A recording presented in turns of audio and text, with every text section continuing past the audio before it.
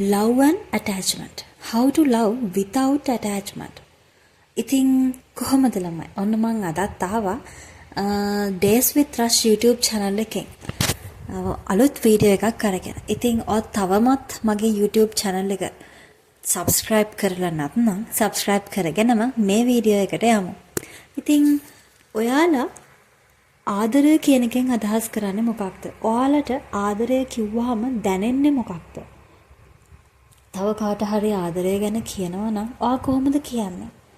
බහුතරයක් ගත්තොත් ආදරය කියලා කියන්නේ අනිත් කෙනා මට සලකන විදිය, කෙයා කරන විදිය. එයා මට අපේ ලයිෆ් පාර්ට්නර් ගමු. එයා මට දවසකට කෝල් කීයක් ගන්නවද? දවසට මැසේජ් කීයක් දානවද? එයා මගෙන් කෑවද, බිව්වද කියලා අහනවද? වැඩ ඉවරද කියලා අහනවද? ඒ දේවල් නේද අපි ආදරය තුලින් බලාපොරොත්තු වෙන්නේ. එයා මට gift දෙනවද? බර්ත්ඩේස් මතක තියාගන්නවද? මේ දේවල් නෙවෙයිද අපි ආදරය තුලින් බලාපොරොත්තු වෙන්නේ. ඒ වුණාට ඒක නෙවෙයි ළමයි ආදරය කියලා කියන්නේ. මං කියන්නේ මට හැඟෙන විදිහට. මේක තව කෙනෙක්ගේ දෘෂ්ටි කෝණයෙන් ගත්තොත් ඒක මේකට හාත්පසින්ම වෙනස් නිර්වචනයක්, වෙනස් කතාවක් කියලා කියයි. ඒ වුණාට මම දකින විදිහට මම කිව්වොත් ඒක නෙවෙයි ආදරය කියන්නේ. ඔයාලා දන්නවද ඇලෙන්නේ නැතුව ආදරය කරන විදිහ? අපි මේ හැම දෙයකින්ම උනේ අපේ ලයිෆ් පාර්ට්නර්ට ඇලිච් එක නෙවෙයිද? අපි එයා මත ඩිපෙන්ඩ් වෙලා නෙවෙයිද තිබුණේ? එයා දවසට කෝල් කීයක් ගත්තද? වෙනදා ගන්න කෝල් ප්‍රමාණයට අඩුවෙන් ගත්තොත් අපි දුක් වෙනවා. එතන අපි දුක්ුනේ අපි යාට ඇලිලා තියෙන නිසා. එයා අපෙන් කෑවද කියලා ඇහුවේ නැත්නම්, අපි කෑවද කියලා ඇහුවත් එයා අපෙන් කෑවද කියලා ඇහුවේ නැත්නම් අපිට පොඩි දුකක් එනවා. එයා අද මගෙන් කෑවද කියලා ඇහුවේ නැහැ. එයාට දැන් මං ගැන ගාණක් නැති වෙලා. මේ දේවල් ඔයාට හිතෙන්නේ නැද්ද? මේ දේවල් ඔයා හිතනව නේද? ඒකින් කියන්නේ අපි ආදරය කියලා නෙවෙයි, අපි ඒ පුද්ගලයාට ඇලිලා කියලා.